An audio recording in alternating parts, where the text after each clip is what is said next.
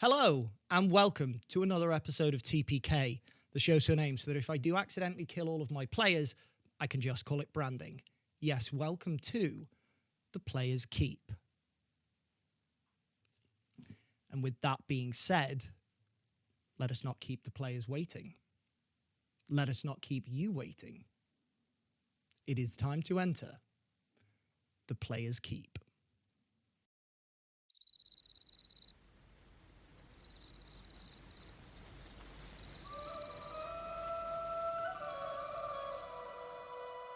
Come now, friend, gather round, let the tale commence. Band together till the dawn breaks. Till the dawn breaks. Hear the call, the power, the rise and fall. Under twilight will inspire all your stories. We share the tale of victory and glories. Where do we run? Now the battle's begun. When you're lost in the rain, light that fire and hold until the dawn breaks. Where do we go to take a chance on fate? The players keep go on a roll. Roll those dice for any path away. At the players keep.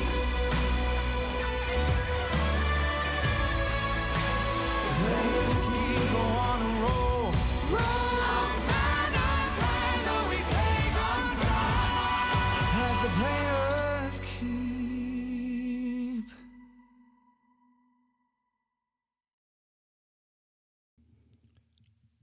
Cricket. You stand on the black surface of a lake in the dead of night. If you could not see the glint of starlight across the ripples of the water, you would swear you were standing on a slab of black onyx. The rock in the center of this lake tells you exactly where you are. You are standing on one of the spawn pools back in Zazata Zapco. This time, no figure sits on the rock as they did the last time that you were here. In fact, no one is around you. You look around, and the only figure you can see is the one staring back at you from the black depths of the spawn pool.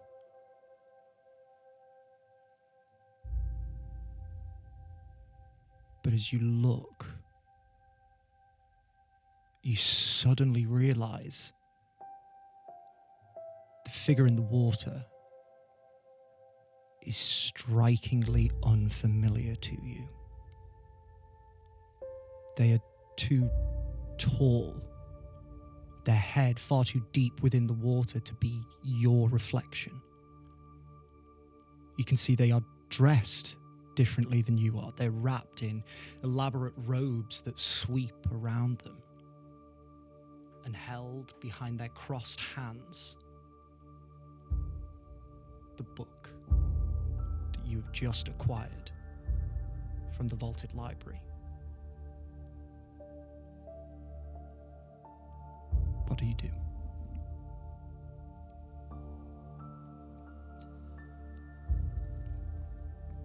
As soon as I see that the figure isn't me,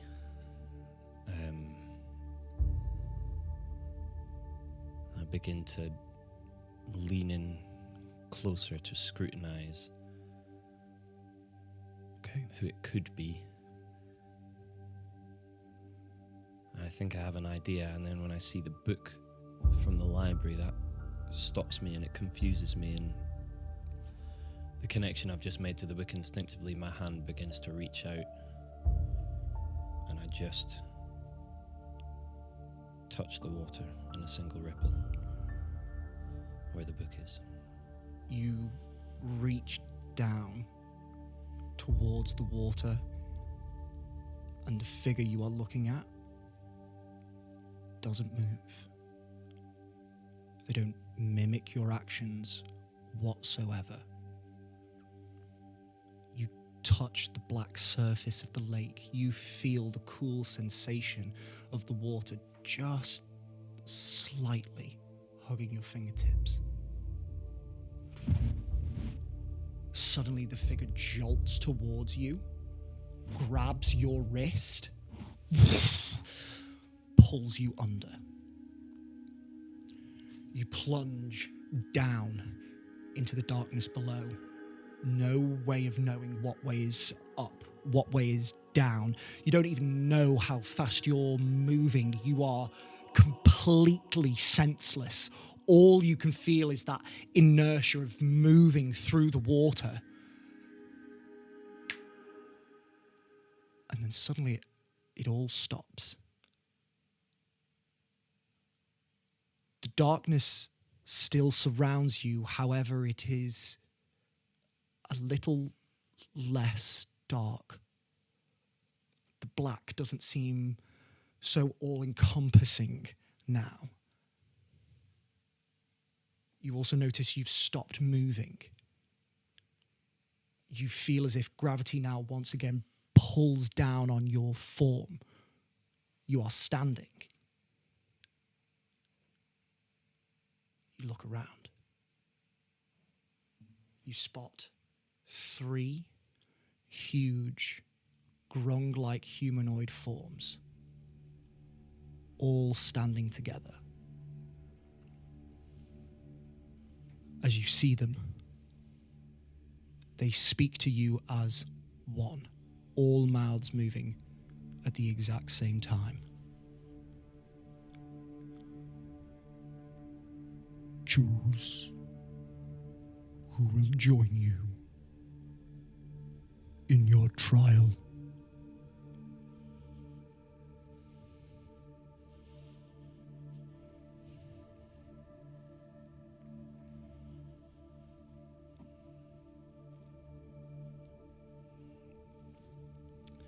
This sense of everything washes over him. I don't know if that explains it right, but there's too many emotions that hit at once. There's fear, there's uncertainty, but there's also pride that he's got this far. And he gets lost in that for a second and then remembers he's just been asked a question.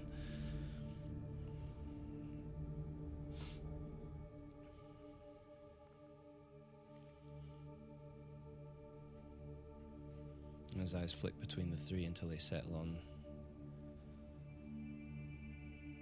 the one in the middle holding the sword.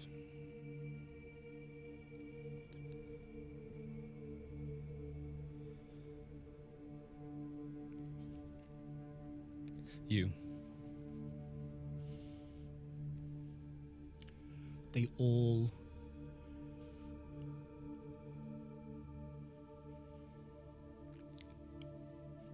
make me an insight check. Absolutely.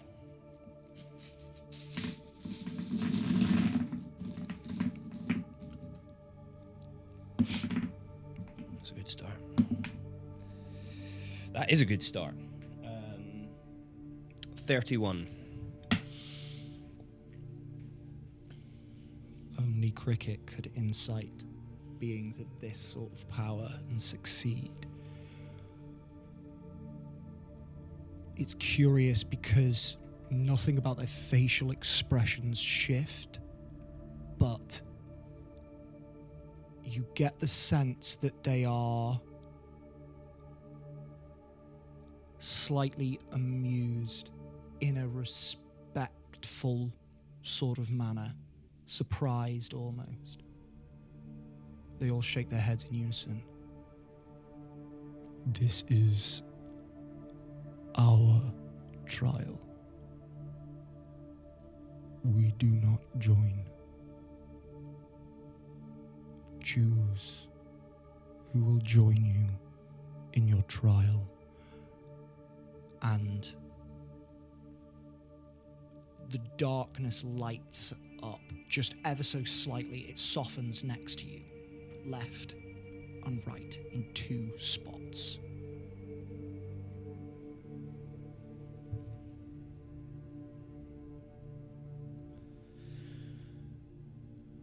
A brief flash of foolishness.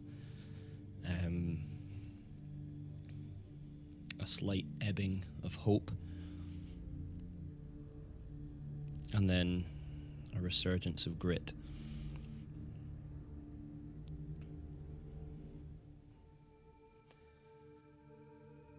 He suddenly understands what they mean.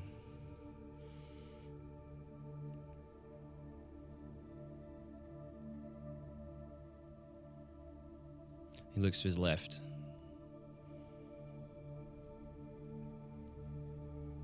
And he imagines Tony and her staff and her raw power. He looks to his right and he sees Siggy's blue steel rage emanating from tattoos, from facial scars, from eyes, and he hears the thrum of a slight, almost like a feedback loop from a guitar waiting to play. And he feels the echo of a hand on his shoulder, and he can feel the echo of Willow's breath on his head, calming and encouraging. And he goes to open his mouth to ask to have his Dawn Takers with him. And as he opens, he falters.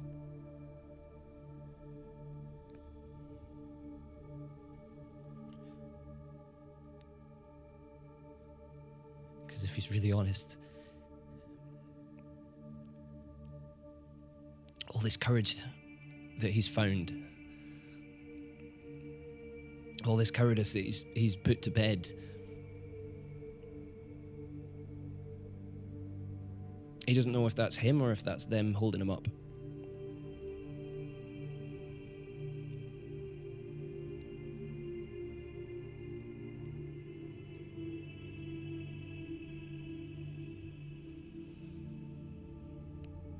For better or worse, he makes his choice.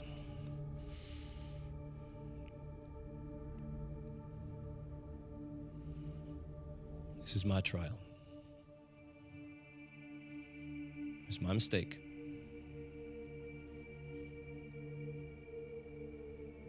I'll face it.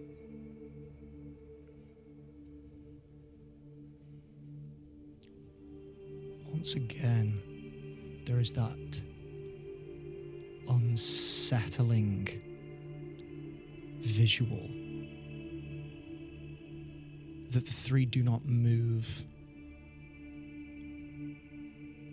They don't emote, but you feel that emotion roll off of them. And on that insight check before, there is a almost apprehension. Not quite as negative as that, but it's the closest you can akin to it. But there is also curiosity there.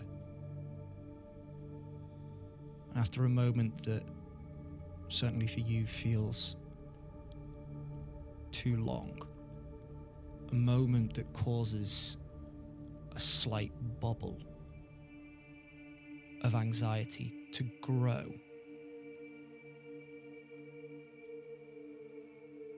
that tells you, what if that was the wrong choice? In unison, they all turn away from you.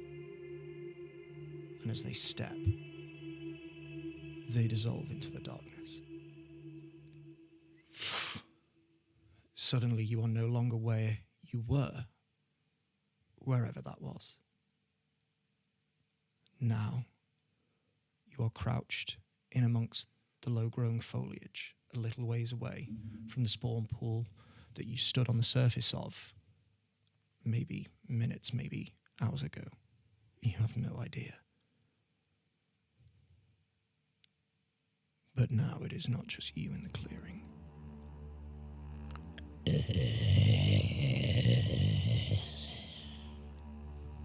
First you hear it. That heavy, gurgling sound.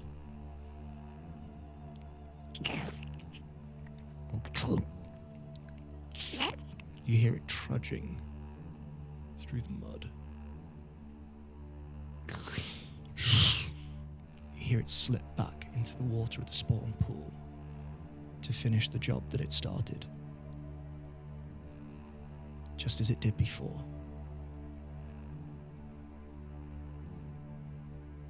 Cricket, it is time for the trial of the three, so I need you to please roll initiative. Do I see anything else in the clearing? That's a natural 20. We'll take that. Please roll me a perception check just before we get into initiative. I'll say you can use that for either your perception check or your initiative. I rolled it for initiative. That's fine. And that's a natural 1. 17. Reliable talent. Reliable talent. You look around and you do not see anyone. But more so than that, almost akin to you feeling the reaction of the three, you can feel only one other entity within this space with you.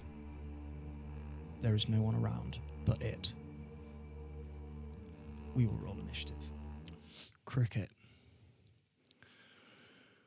You are going first in initiative.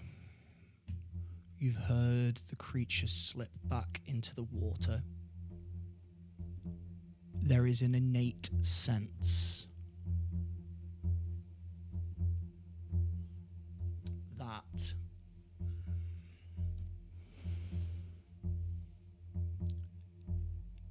it knows you are here.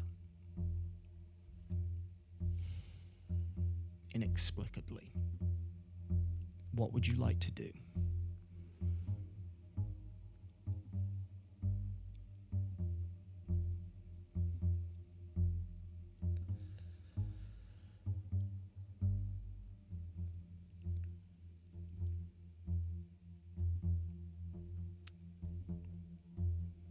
I know I didn't see her, but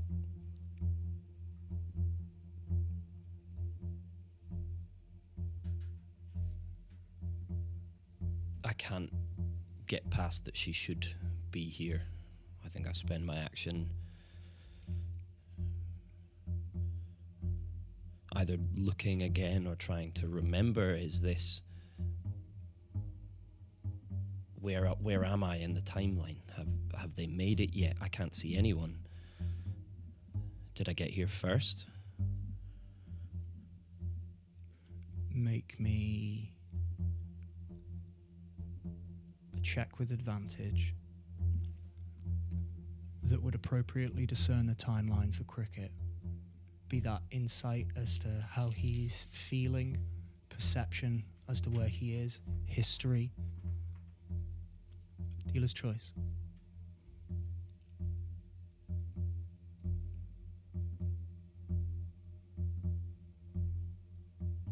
Yeah, if you'll allow it, can I insight the situation? I don't know if this is a fabrication or a replay Absolutely. or... It's 31 again.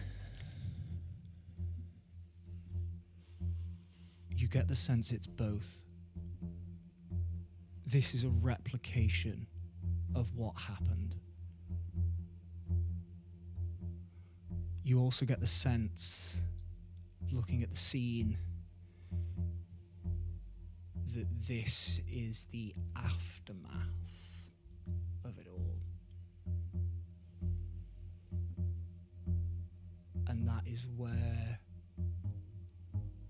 reality and simulation blend.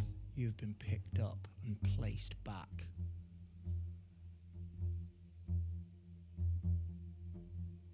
But things are just ever so slightly altered.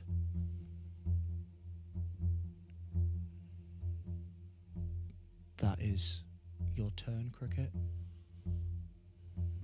Creature will go. You hear it sweeping through the water, and then the creature leaps out from the spawn pool directly to where you are hiding in the bushes. And once again, your eyes behold the creature that has haunted you for so very long.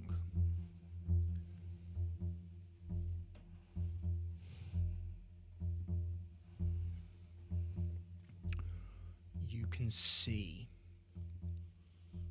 a huge, scaled body. Parts of it resemble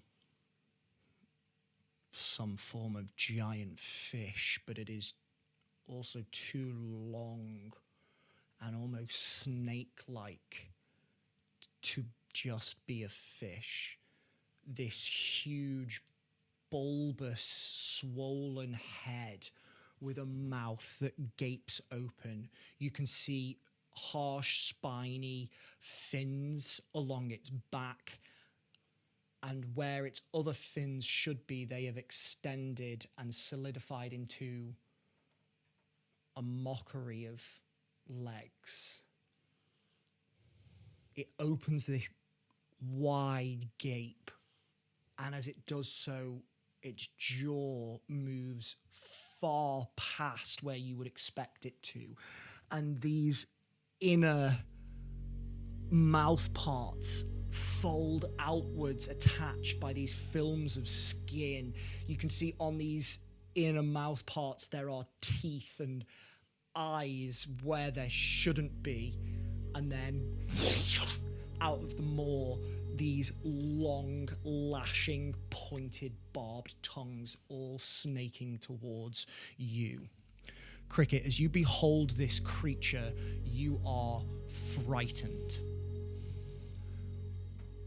You have disadvantage on attack rolls against this creature, and you cannot willingly move towards it. This creature is going to take its multi-attack against you.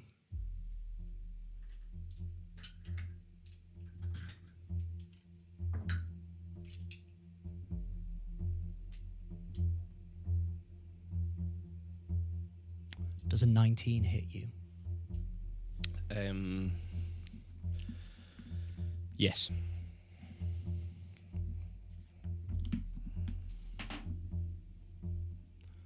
First tongue lash snakes out or more whips out towards you and slices into you and starts to wrap around your form. You are going to take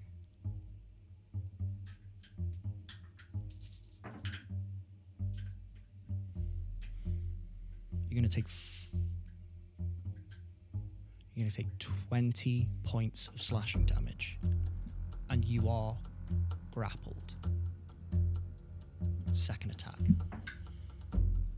is a natural 20. You are going to take 24 points of slashing damage, and you are grappled again. We'll get those in a moment. Third attack is a natural 19 for 29. You are going to take 11 points of slashing damage. And the fourth and final attack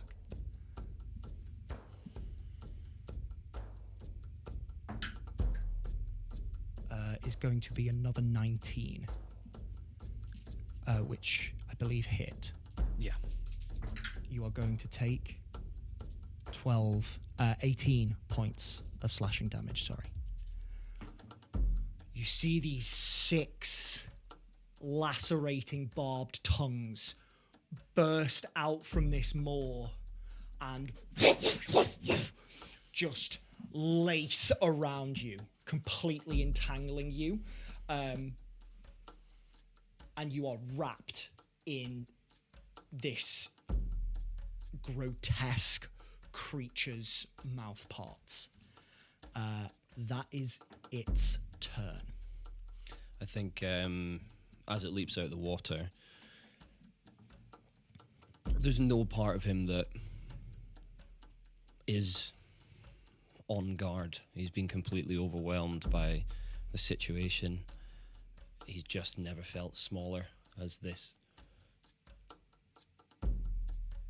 enormous creature stands over him, and it just moves very, very quickly.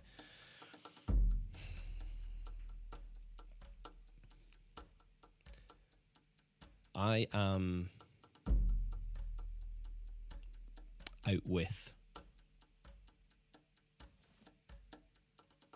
the usual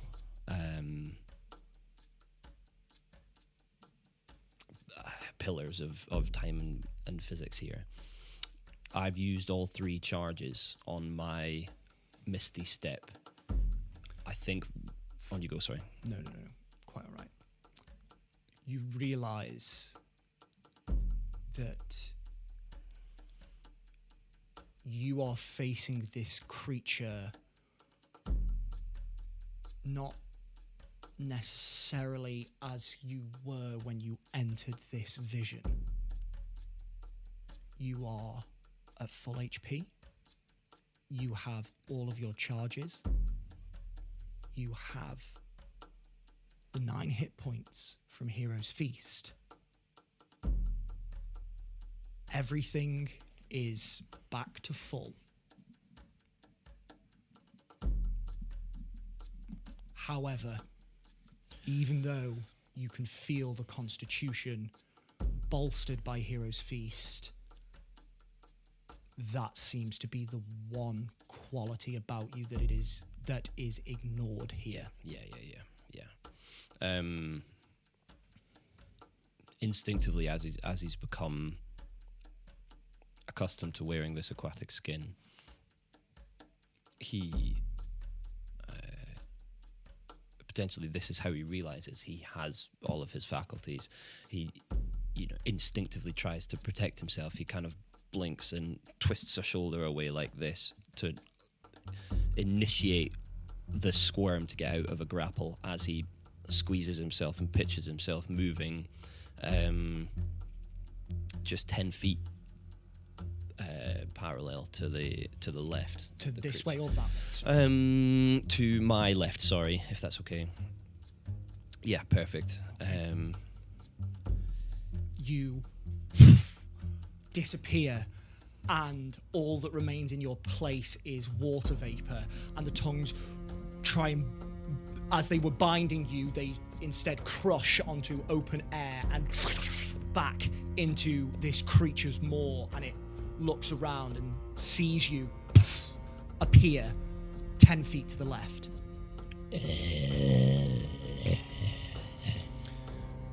Does it... I don't know if it's immune to poison or not, but it did wrap itself around my body. Does it... Do I notice that it seems to have taken the effect? Bear with me one moment. No, you're grand.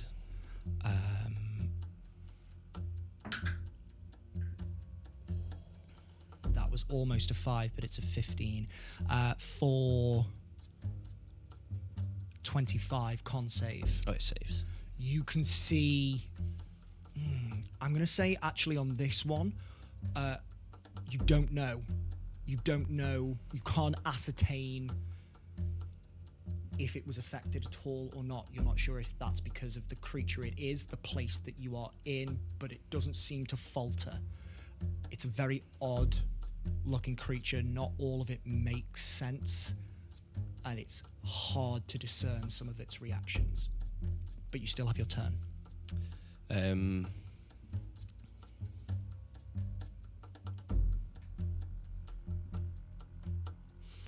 flash 10 feet to the left, and I kind of step a couple more feet slightly backwards and slightly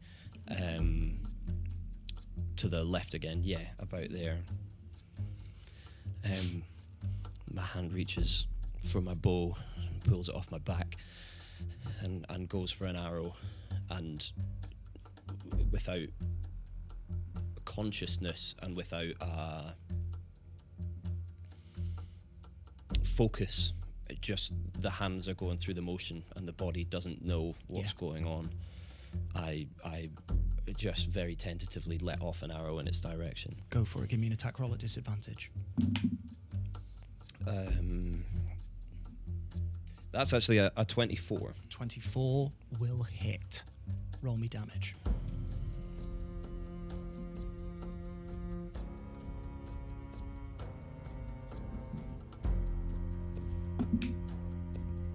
That's for 9 hit points. Thank you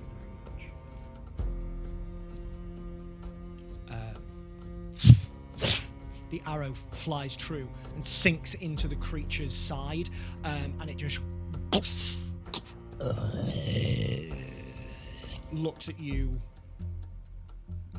I'll say unfazed. It looks like it did damage, but it's almost as if it doesn't care. Yeah. That's your bonus action and your action, Cricket. Yeah, and that's my movement as well. Okay.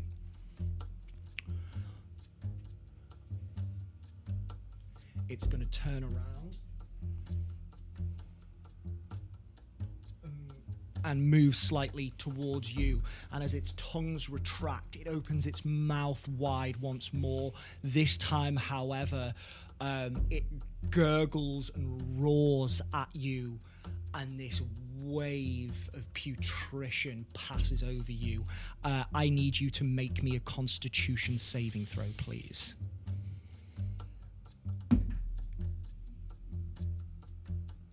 That's a 19. That is a success. You are going to take...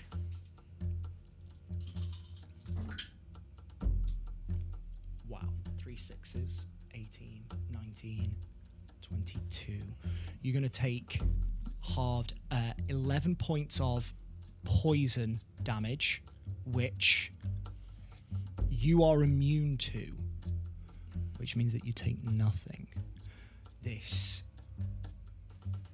foul odor carrying God knows what disease flows over you, and your eyes stream, and you clamp your hands over your mouth to try and stop from retching and gagging and doubling over. The stench is foul.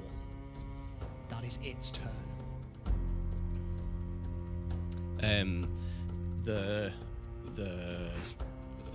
cloud washes over me and brings with it memory and fear and what I expect to accept as panic, and it washes over me and passes through me, and there's just the tiny spark of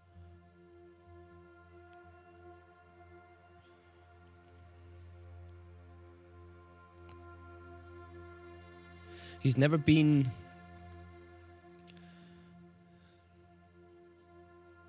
I suppose on this continent, since we've known Cricket, he's never been proud of being a grung, truly.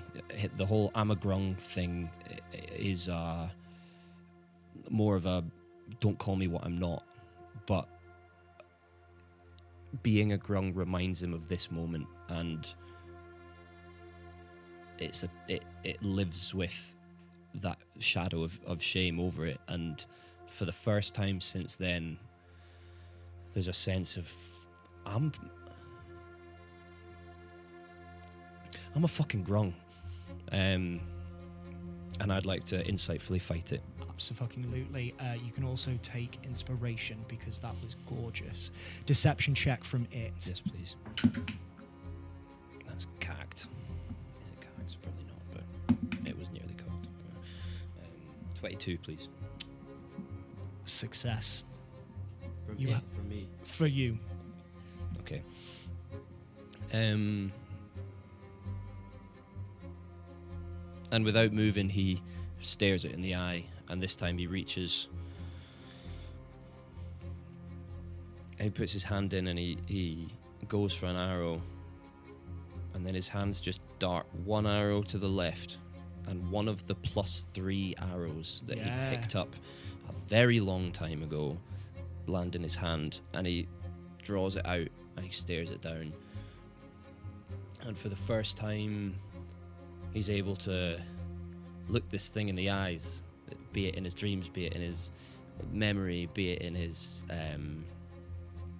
moments of flashback. He's staring it in the eyes, and he's not immediately running, and he slowly draws the arrow. Come on now. And he's just waiting for it to begin its movement for its next attack, or lean back or rear back, and he's waiting for the moment, and then he lets the arrow fly. Give me an attack roll at disadvantage.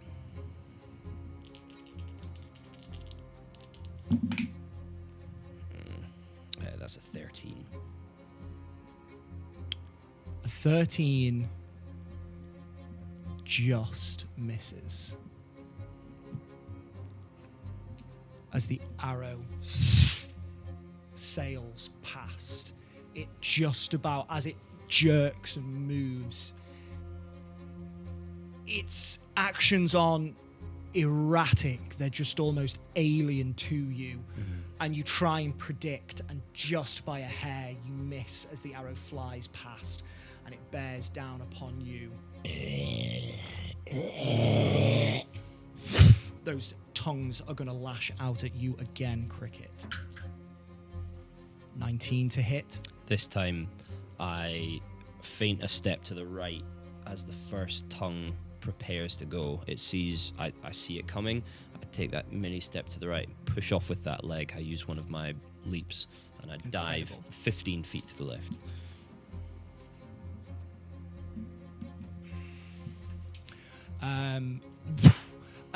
The tongue narrowly misses you, but easily misses you. You knew exactly when to react, and it just flies past, lashing at nothing.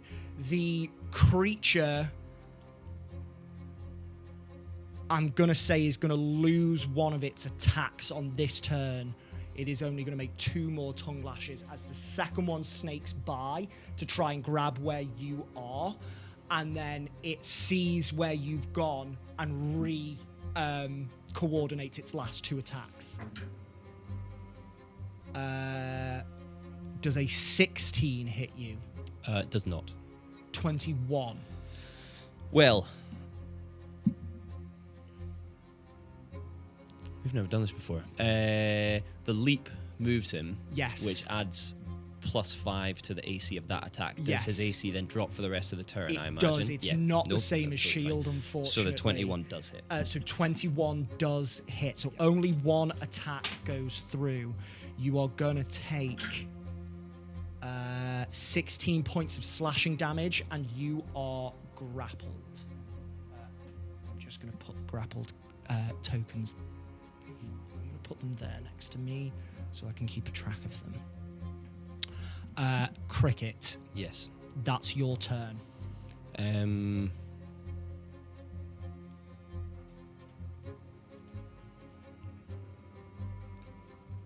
going to flash another Misty Step. Where are you going this time? I'm going to land, if it's okay, 5 feet under the water. Yeah, absolutely.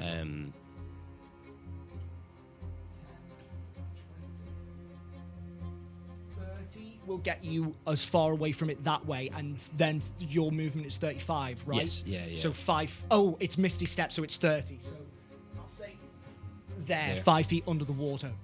I'll use as I vanish. My legs appear already in the kind of pre-kick of a breaststroke kick. Yeah. And as I land, I just flash my feet and I push myself an extra 35 feet towards you. And I go down, and then just as I get to the end of my movement, the top half of my body crests the water, and I fire another arrow. Incredible. Go for it. Give me an attack roll. Disadvantage still. Yeah, this will just be a normal arrow. That's a 22. That will definitely hit. Roll me This- damage with sneak attack. Yes.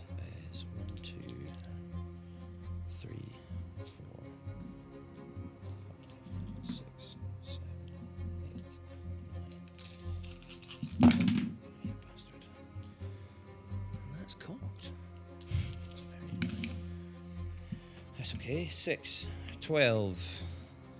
Oh, maths. 16, 20, 21, 22, 26, 29, 35 plus 5 is 40. 40 points of damage. Wow. Getting behind it, it is not quick enough to move around, and you shoot an arrow, it piercing straight underneath where you think its ribs are, and you can see it glances off a bone. This creature clearly has way more ribs than you thought, but you still manage to get it through 2 of the ribs and straight in. This time it does. You see more of a physical reaction. It at least noticed that hit. And again, it is doing damage. It's as if its perception of that damage is not necessarily all there as it looks around for where you've gone. You've crested the water, right? Yes. Yeah, Okay. Therefore, it does not need to make a perception check. So it is going to look around and dive into the water with you. You can see it crest up, and it's gonna take its tongue lashes against you.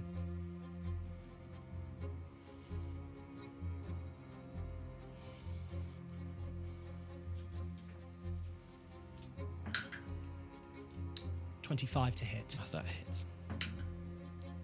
Natural 1. 16. It doesn't hit.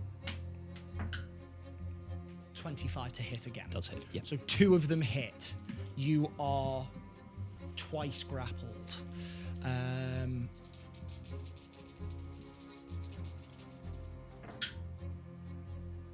the first strike, you're going to take 21 points of slashing damage.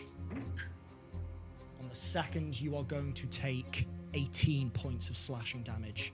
And you feel those tongues bind and bite into you yet again.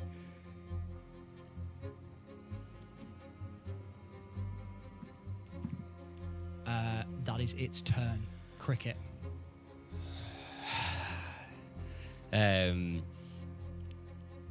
He has a moment of panic when he realizes he can only do this one more time. And flashes away from a misty step. He's going to go 30 feet far away. You land back on the edge of this spawn pool.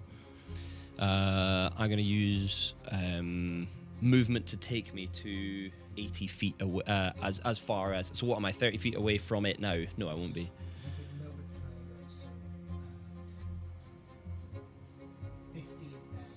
I'll take myself to 80 feet. 80 is there, almost as far away as you can possibly get.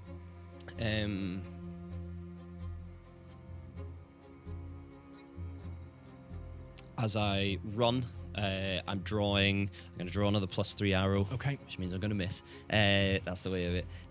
As I run, I draw it, and I'm just running like a hare, being chased. There is no conscious thought. The brain is just saying left, right, and he's kind of running. He goes off his right, lands on the tiptoe of his left, and instead of landing on it, he just uses it as the kind of pin of a spinning top and pirouettes round twice, lands on his knees, and from underneath tries to fire an arrow up into his neck. Fucking incredible. Go for it. Give me an attack roll. Oh, you said it just missed. This is a 14 at disadvantage. That just hits. Come on, okay. That just hits. Oh wait, a +3 arrow would have +3 to hit, wouldn't it? Or is it? What is a +3? Come on, Pedro. A +3 arrow does hit. Is it? As in, it adds it to hit and damage. I should have hit in the first one then. Okay, well then roll me 2. No, it's fine. That's just me. Okay. Go on, yeah, roll me damage for this one. It definitely does hit. So that would be 17, right? Yeah. And it's +3 to damage as well. So +3 instead to of a damage +5, it'd be a +8. Okay. 6, 12, 18, 24. That's the most 6s I've ever had. 29, 34, 38, 41, 45 plus 8 is 53. Fucking hell.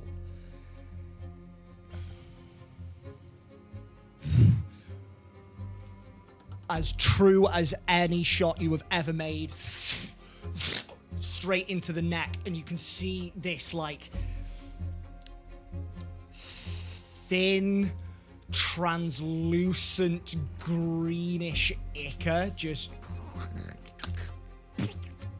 start dripping from the wound in its neck, the arrow disappearing completely. Incredible hit. Cricket, is that your turn? Yes, it is my turn. Yep.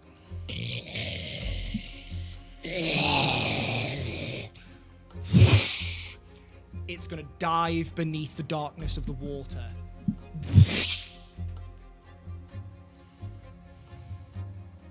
And you don't see it. Cricket, that's your turn.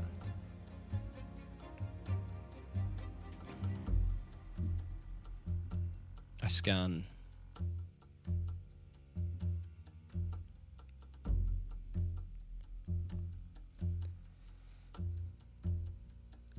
Terrified to take my eyes away because I know the second I take my eyes away it's going to pop up, but inherently I need to look around. I know it's past it, I know it's gone, but it's been years since I've even seen what she looked like. I try and scan for the last spot I saw her. You look around, and there is this frustration within you as everything looks, if not the same, very similar to when you were last here. It's as if the place has been picked up and you planted in it, but none of the people. You see the break in the tree line that you know leads to your village. You know that's where she would come out. She doesn't. You look around, are there any more spawn guard here? There's no one. And you can just still feel that somewhere in the waters there is that entity. And your heart sinks that you can't see her. I keep having flashes of what was and what is. I think I see the spot where she was, but there's nothing there. I think I see Natter with her head at an angle that a head should never be at, and it's not there. I think I see Grey trying to fight to take a knee, and he's there and he's not, and he's there and he's not.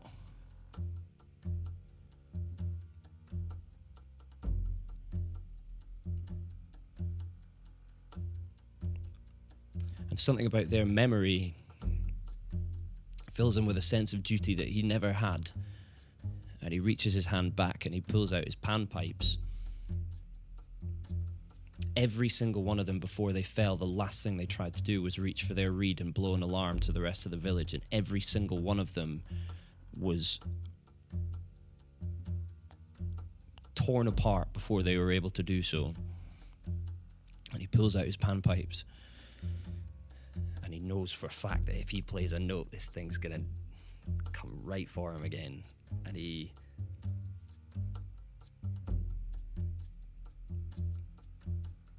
turns his back on the pool and faces the path that leads to the village. And from memory and instinct finds exactly the note that the reed would sit at. And he cups his hand to try and echo the sound. He can do anything he can, and he plays the alarm note in the hope that he can stop this from happening to anyone else. Not my best. Cricket, in this moment,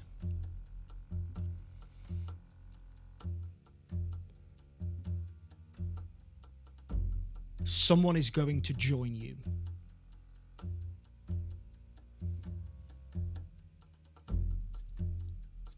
It is no one from your village. Even if it is subconscious, which of the Dawn Takers do you call forth?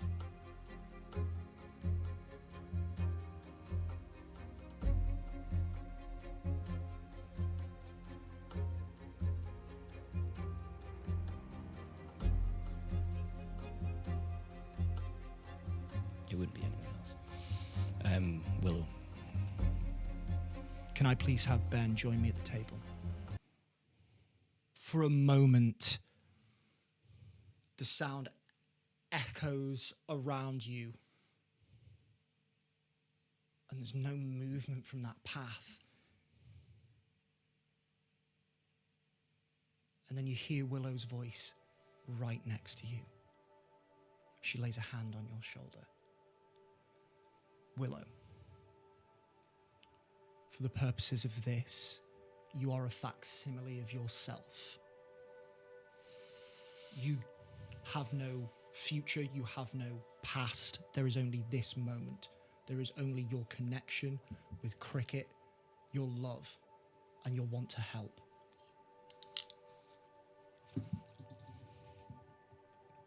You just instinctively know what you have to do. What do you say in this moment as Cricket calls for help?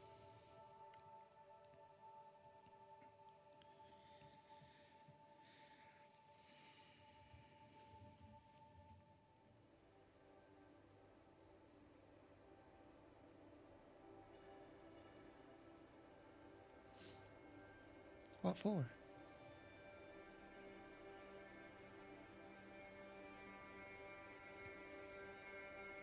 I don't want you to see this. It's pretty.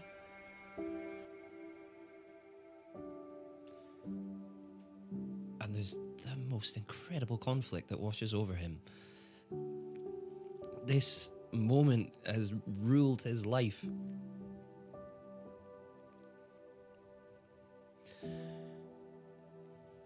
But this is home. And the trees are the right shape, and the leaves have the right smell, and the water is just maybe only noticeable by somebody who breathes it.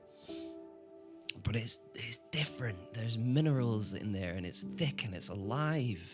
And this is a home that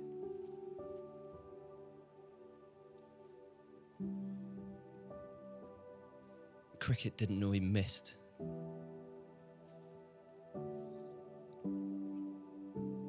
And he didn't want anyone to see. And Willow's serenity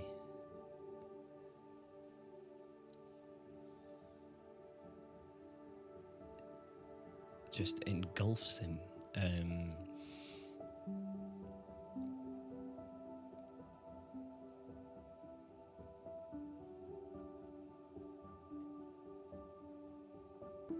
It's completely overwhelming. He just clamps a hand to his throat and he reaches out for her hand. She grabs with you. Hey, hey.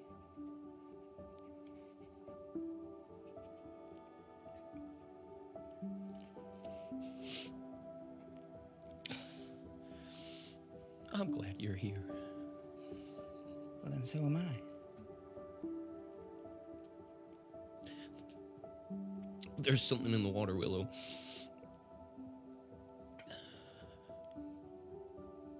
What is it? It's evil.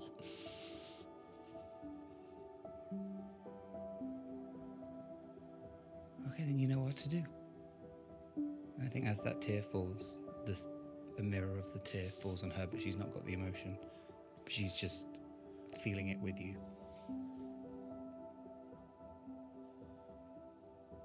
You know what to do.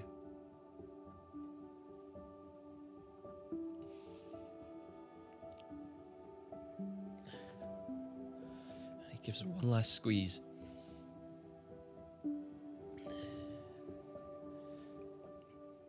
And then his hand lets go. He turns and looks at the water and he realizes what he did wrong this whole time.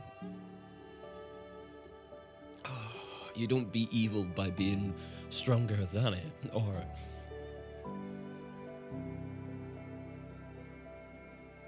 more powerful, or more angry. You just beat it by looking it in the eyes and not running away.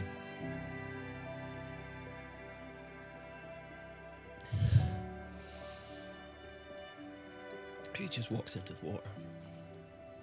Take a step towards the water. The creature leaps out at you. That's where we're going to take our break. Please join us in a couple of minutes. Hi, everyone! Hello. You can say hi. Hi, hello. Jack, you can say hi. You sure? Yeah. Hello. Promise? Yeah. Hi. You don't get to that. Blasphemy. Hope you're all feeling all right watching old cricket. We're coming to you from the future. Ooh. Because we have been very, very, very lucky and fortunate to be gifted a set of brand new, only just released dice by the wonderful company. Which company, Dewi?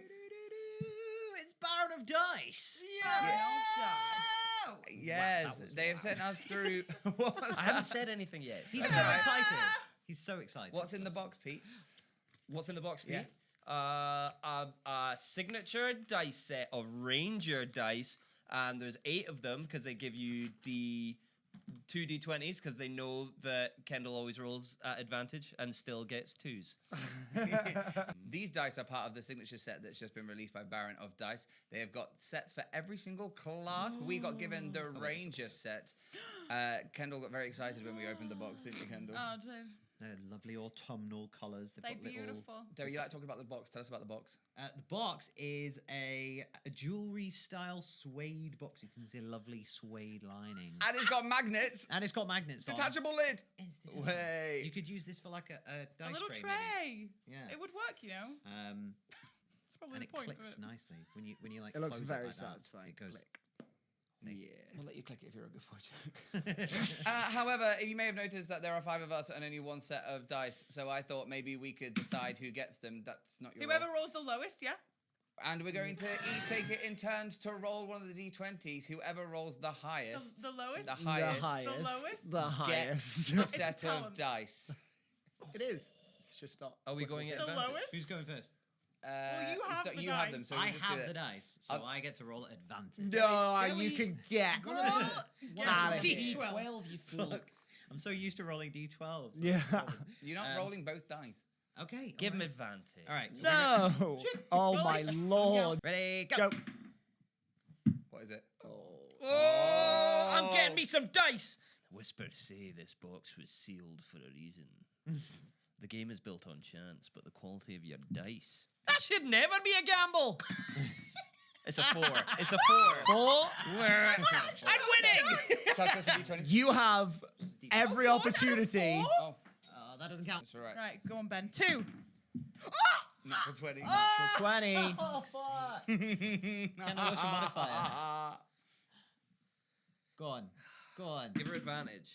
Oh, so close.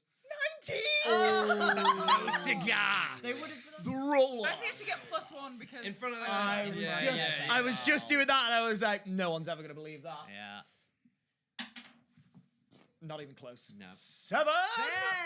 Ben. I am the Baron of Dice, which means I should play a ranger next campaign, right? Yep. Yeah. Oh, they're pretty.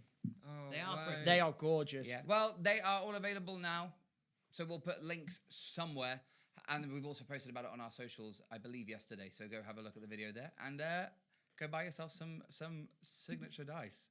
Jack, Go get 'em. get them out of your pocket. You can't even. Get I'm them a to your rogue. pocket. Ben, I'm so sorry I've lost them. In my pocket. Let's look at some character art.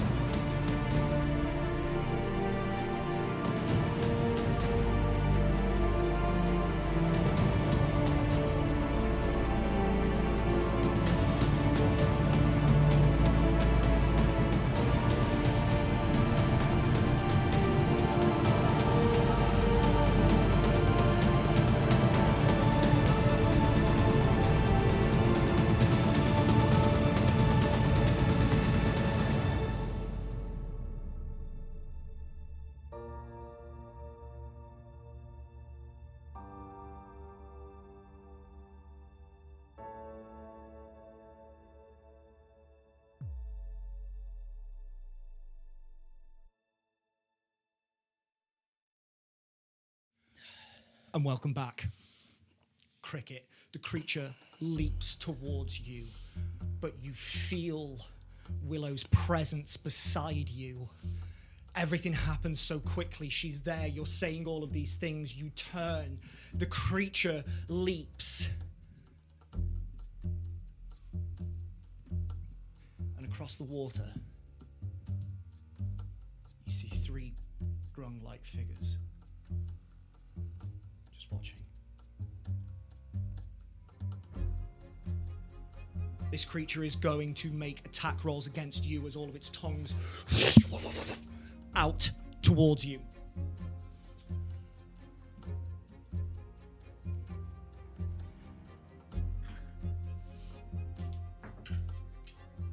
28 to hit.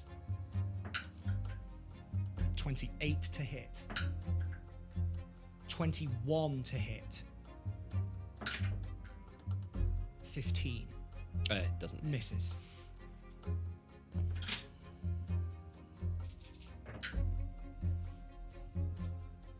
One points of slashing damage. 20 points of slashing damage. 15 points of slashing damage. The first hit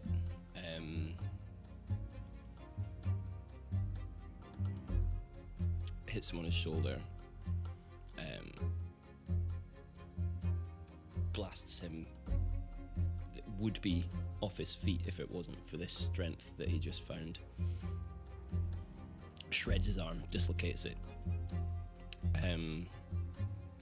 As he reels back, the second one smashes into his knee, obliterates his kneecap, and he falls.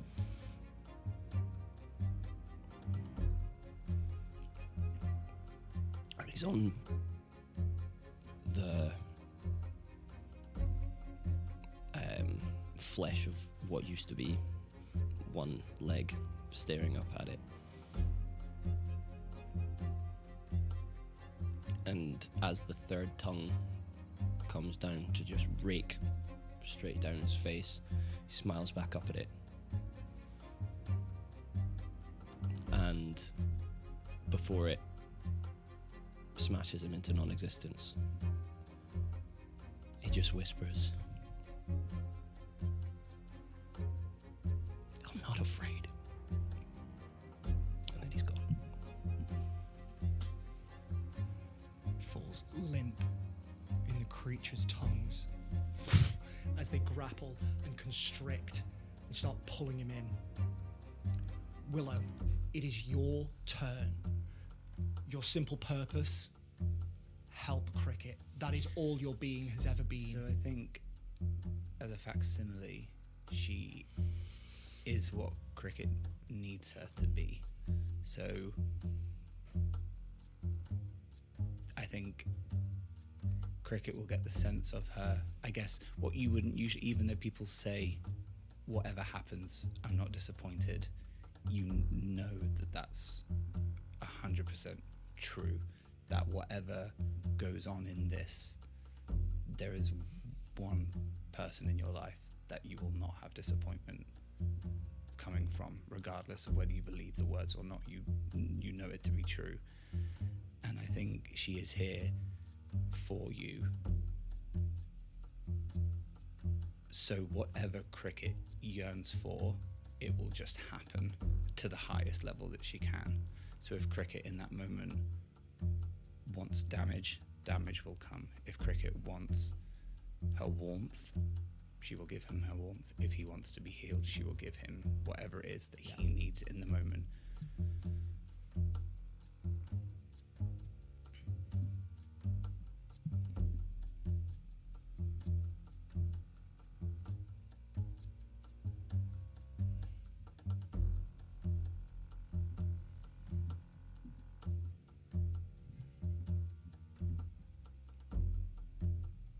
I don't know if this is the right thing to say, but she's already done it.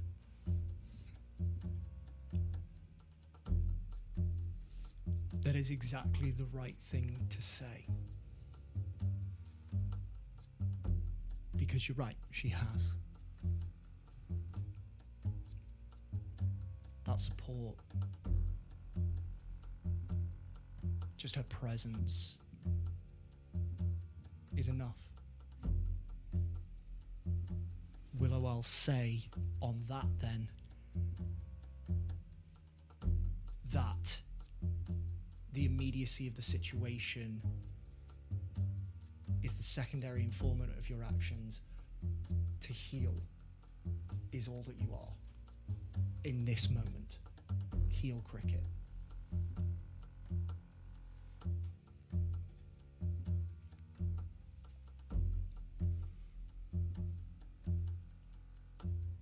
Okay. Can I see him? You can. You can. He is still within the wrappings of these tongues. Okay. What she will do, again as a facsimile, she will ooh melody. Being a facsimile, it won't be No. tone deaf, and it will be the same melody of the panpipes that she heard when she had passed, and what gave her the fight to keep searching for it. And as that melody lands on your ears, she will cast Heal at 8th level, and you'll get 90 hit points back. Incredible. And as the darkness starts to take over your vision, Cricket, it is blasted away by Willow and her music. Cricket, that is your turn. At the top of your turn, can you please make me a wisdom saving throw with advantage? Certainly. That's a natural 20. Cricket, this turn, you are no longer frightened of this creature. You can move towards it. Your attacks are not at disadvantage. That is your turn. What would you like to do? I'm still wrapped up in all of its You are still tongues. grappled by 3 of its 6 tongues.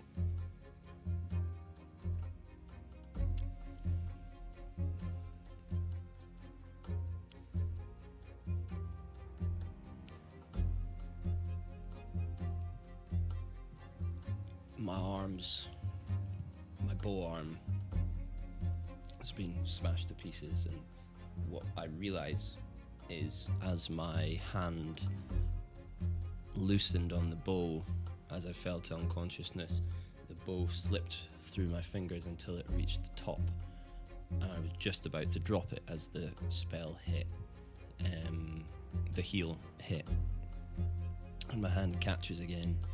But the bow's gone. The magpie feather's in his hand. Just hanging there. It's the same wrist that the sling that he got from Willow is wrapped around the wrist when it's not in use. And he sees Willow and Halvar. And then past that, he sees the pool that he's hanging over in the tongues. The next generation of Grill. The tongues can grapple him. They can't stop him moving left or right or away. They're barbed and they're pulling him in. If you'll allow me, Jack, I'd like to think potentially the one directions the tongue wouldn't expect him to move is towards it. Mm-hmm. He kicks off and he dives straight for its face. In the air, he draws his dagger.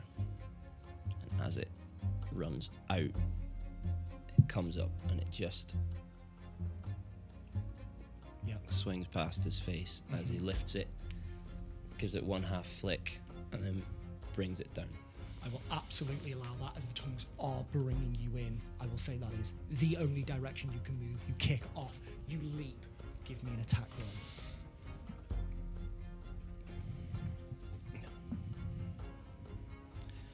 I'm gonna use Ben, give me a die for moral support.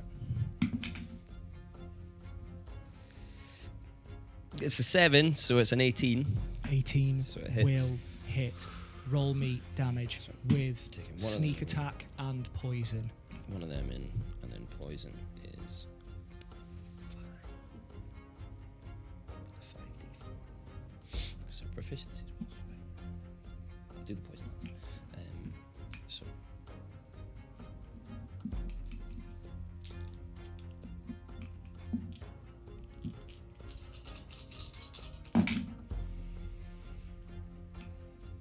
Ten, 11, 12, 18.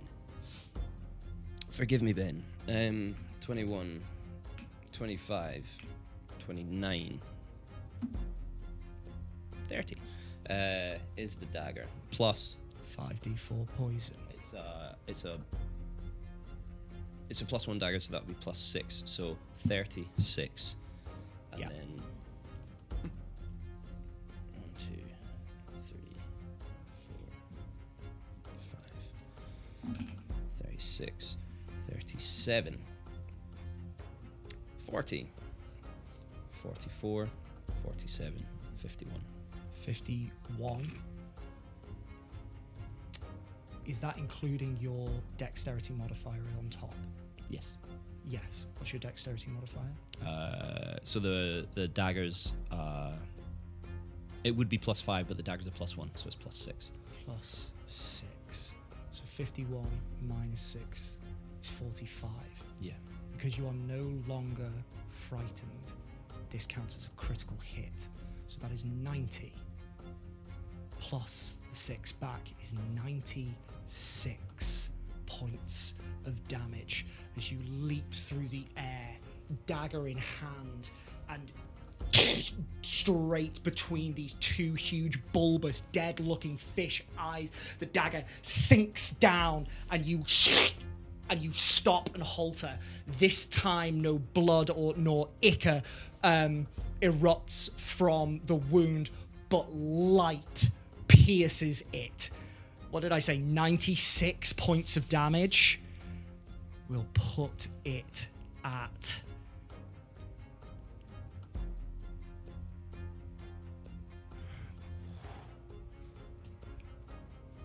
this. You see the creature and hear it.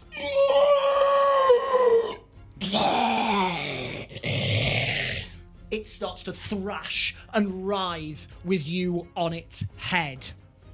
Cricket, that is your movement and your action. Anything else on your turn? No, that's me. No. You can see this light spilling out, and it starts to blind you as you are now lodged in the head of this creature. It is still grappling you. It is going to try and make... It is, instead of attacking you, it is going to try and use its retract action and drag you into its mouth. I need you to please make me a strength saving throw. The DC is 14 plus however many tongues are grappling you, so that is 17 total. I got +0 on strength. Okay, 17 or above. It's a 14. You have inspiration. If you want to save it, that's fine.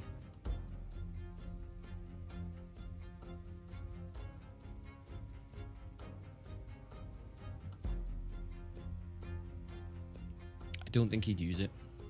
Totally I know fine. he doesn't know what inspiration is. No, I'm totally fine with that.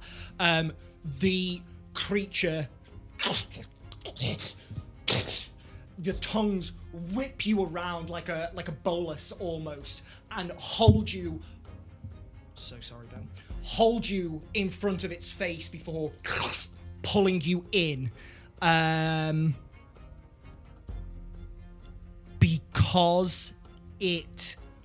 Because you failed, it is going to substitute another tongue lash attack for a bite attack. Oof. That is a 13 To hit. to hit. It misses somehow. Misses. It brings you into the maw and tries to bite down, and you just manage to put your hands out towards it, stopping you from going any further, stopping its jaws from crushing down onto you.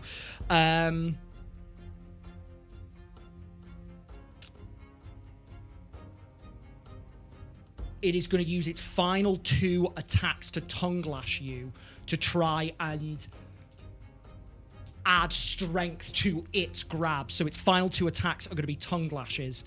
Let's not close down my whole stat block. The first one is going to be a 19. I'm grappled by the other 3, aren't I? So your speed is 0, yeah, yes. so that's me. Yeah, hits. And a 17 Is my armor class, so that is your armor class. Oh! Go on. Go on. You sent me stats in the week. Ha!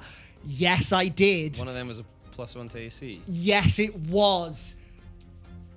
Does that work here? It doesn't because you don't have the book. Yeah, that's I'm fine. No, that's fine. No, I'm happy. Are you? Yeah. I don't feel good about that. No, but... take it. Yeah, do it. Okay. The first one is going to be 18 points of slashing damage and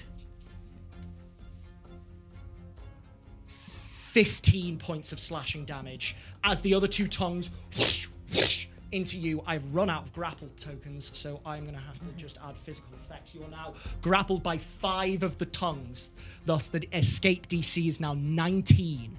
That is, however, its turn. Willow, would you like to do anything? What does she feel Cricket needs from her? By all means.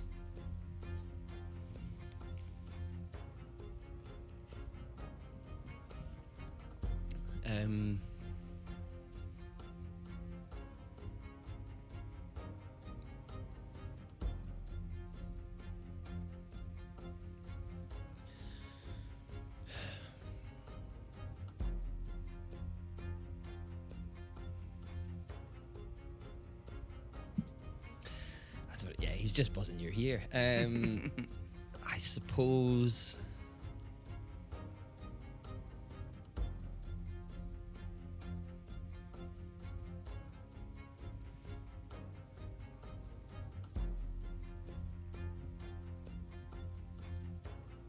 Support. In whatever sense that means to you. Sorry to put it back on you.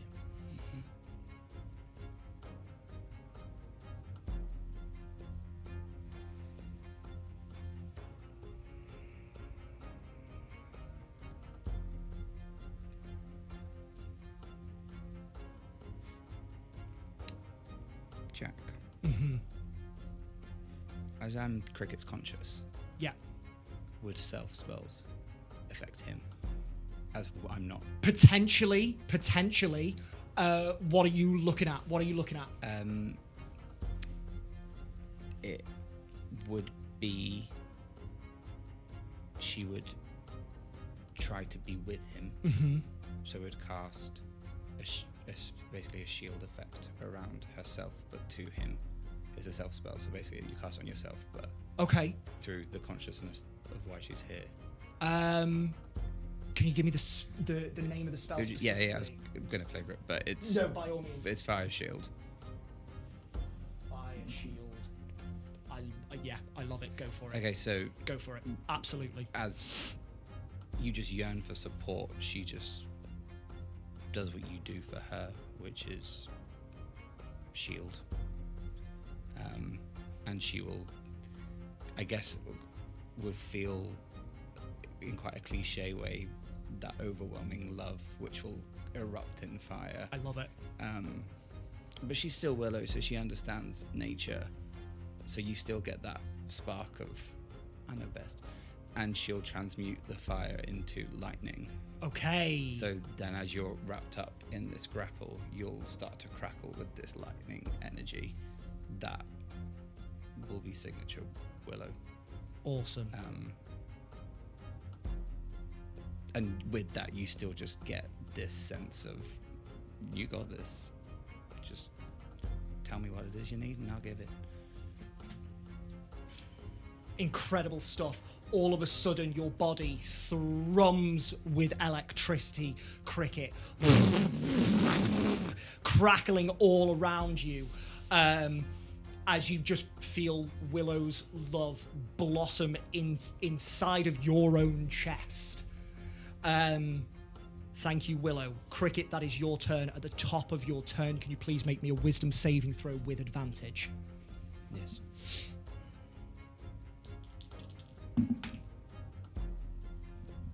I mean, one of them's cocked. Go It on. looked like it was almost a 2. The one that wasn't cocked is another natural 20. Yes.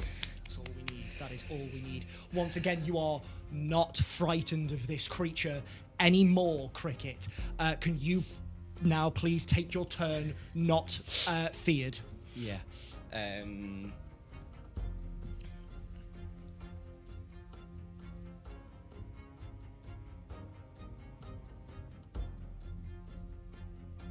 Yeah.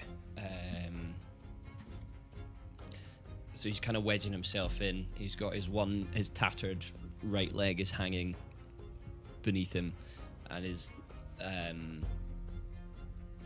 dislocated left arm is just, with whatever strength it has, is holding onto the feather, and the sensation of the sash on his, the sling on his wrist, is doing its job. But he's kind of bracing with a shoulder blade, I suppose, to try and keep the mouth shut, and he's got the dagger in this hand, but he's kind of pushing like this, and he allows himself to slip ever so slightly and kind of turn in this plane. Instead of bracing with this arm, he then braces with his head and then pushes his left leg out, so he's bracing kind of horizontally, and as he slips, he kind of uses the momentum to swing his arm, and he tries to stab it in the soft palate. Absolutely. Give me an attack roll. Technically, Jack, I haven't moved. Yes. Can I use my bonus action to make this a called shot? Absolutely, Is you that can. okay? A called shot or a Not a called shot, steady sorry, aim? steady yes. aim. Take it with advantage. Oh man, that's a 4 and a 9, so 20 to hit. 20 will still hit. Roll me damage. Thank you. Oh, you fool! I never mentioned the poison. That's fine. You did mention it last time. I know, but I didn't mention it. That's this time. fine. You'd think episode 107. I'd be remembering these Hey. things by now. It happens more than 50% of the time. That's all we need. We'll get there. Lovely. 2 1s, 2 6s. That's 10. That's 10. 25, 26, 27, 30, 31. Double to 62 as this is a critical hit as you are not frightened. Oh, cracking. Plus 6, so 68. Cricket. Finish it off for me. I think the knife stabs in to the soft palate, and as the creature kind of yelps, its mouth opens up a bit, which drops him, and as he falls, he uses the momentum to just push it down through the uvula, through into the back of the throat, and as he falls, he twists in the air, and his foot finds a purchase on the base of all the tongues. This thing's really slippery, but as the two tongues part, there's a fork, and his foot finds purchase there, and as he stabs, falls down and slips through, his foot pings off, and he just, like a grung, hops straight up and bursts with one shattered leg, one dangly arm, one strong arm and one strong leg, straight through the hole he's cut, straight through the brain. If you were looking on the outside, one of the eyes would bulge for the briefest of split seconds, and then the door opens, the eyes pulverized, and he comes flying out. You sink the blade into the hard palate at the top of the mouth, and immediately you see another of light that starts to emanate. You push down towards the uvula, and that light starts to flood out and fill the mouth. You find purchase, and you rock it through. You can see this creature writhing and screaming in pain, these beams of light erupting from its head, swirling and sweeping around this area. You push up and through. The eye bulges, more light spills out of the edges of it, and then from down its back, another beam of light and another, and you burst through Cricket. Its head, it doesn't explode, it just simply disintegrates and erupts into light. And that light encompasses you. Ben, thank you very much.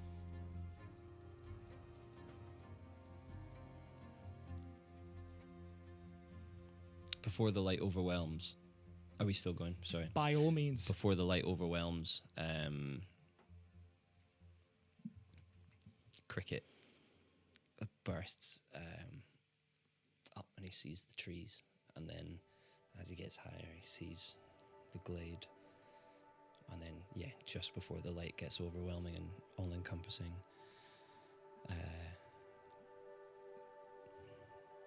he just catches Willow's eye as she fades out. And she's just smiling at you, looking so proud. The light encompasses every aspect of your vision as the place that you were in fades out. And you can still feel that inertia of you moving, except now it just feels like you are floating. And then, just like in the blackness, everything stops within the light. That inertia fades.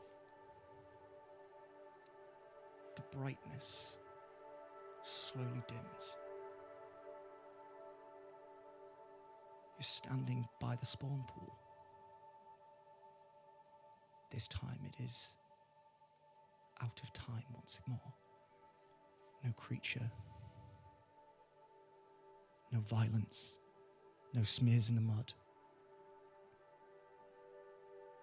Everything is serene.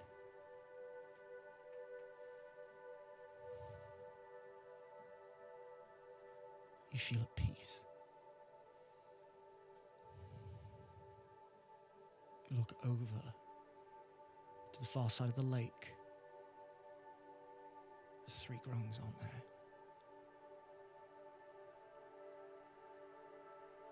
You look around and you turn and you can see them stood behind you, watching you. And all 3 of them, in unison, nod.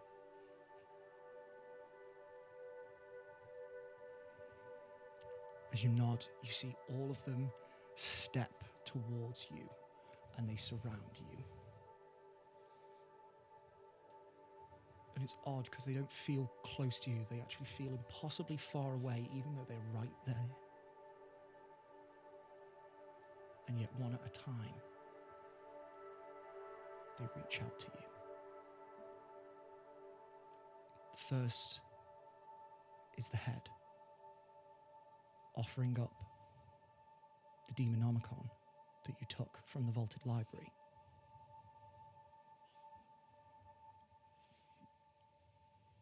To further your acquisition of knowledge, wherever it may lie.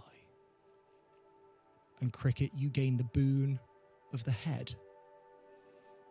Along with the other spells you can cast in this book once per day, you can also cast, I will give you this, do not worry. You can cast Arcane Eye. An additional effect that you can use with this spell. As an action, whilst this spell is active, you can switch places with your Arcane Eye. When you do this, you become invisible until the start of your next turn. You can use this feature twice during the duration of the spell. You take the book. The head lowers their arms. Nods. Next, you see the hand move. And in their hand, you see your panpipes now glistening as if covered in this translucent liquid silver. To further improve the skill set that you already have. And Cricket, you gain the boon of the hand. You gain proficiency in 1 additional skill of your choice. You gain expertise in 1 skill you do not already have expertise in. Once per long rest, You can play your panpipes as an action and gain the benefits of the Enhance Ability spell. You string the panpipes to your belt and they lower their hand. You look to the only icon left. The heart. The heart does not move for a moment, and then slowly they draw their blade, sink it into the ground as they have done before, and they kneel. But this time, they look you in the eyes as an equal. You see them press a hand to their own chest, and as they remove it, there is this gentle reddish glow that appears within their chest that they also carry out from their chest with them in their hand. And they place this hand upon you, and you feel your whole body fill with that warmth and light. May you never feel betrayed by your form again. May you be its master, and may it not rebel against your commands. And thus, Cricket, you gain the boon of the heart. You are now immune to the frightened condition. The damage your Grung poison does increases by 1 damage die. You can now choose which creatures get poisoned and which creatures do not.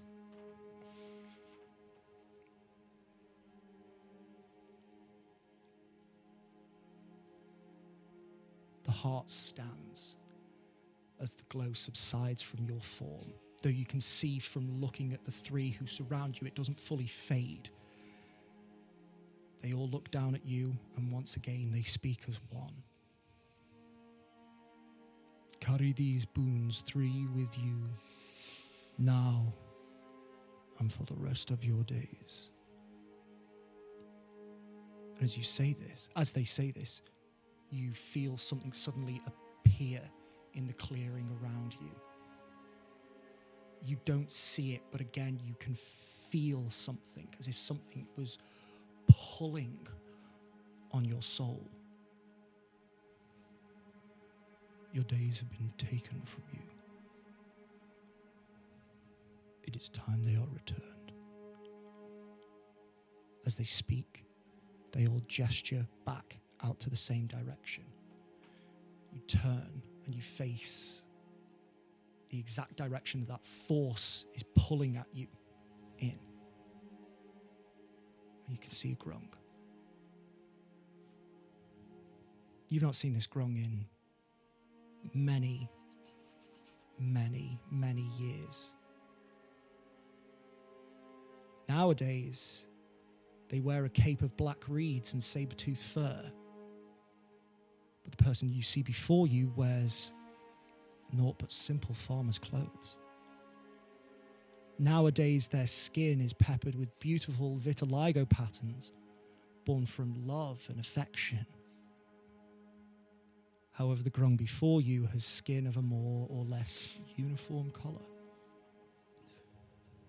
Nowadays, Cricket the Grung does not don the hat that he wore for so many cycles,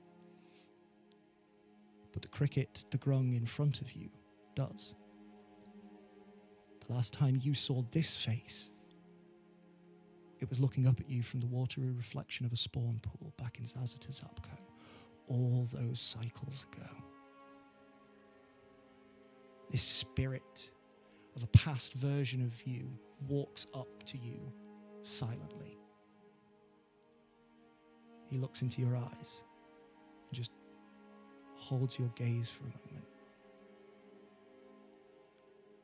And then the corner of his mouth tweaks into that characteristic wry smile that you have always given. Touches his hat before walking into your form. Cricket, your eyes fly open. You are back in the RBARA. And that is where we are going to end tonight's session.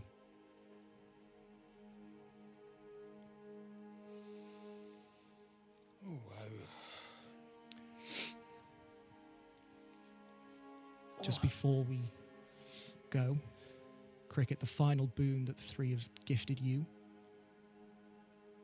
You have now gained back all the cycles that you have spent trying to complete the trial of the three, and thus you are at the age you were when you left Zazata Zapco.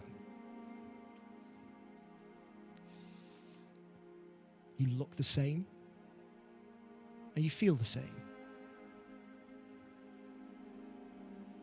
But you're going to be a very old Grung.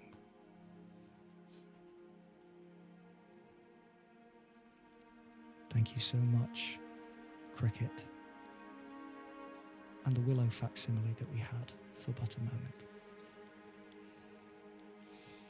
As per usual, thank you to you at home for watching. Please join us again next time, where the players keep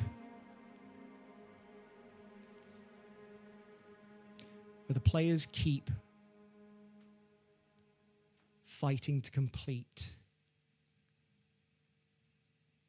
all of their life's works. But until then, adventurers, keep on keeping on. Peace and love. Good night.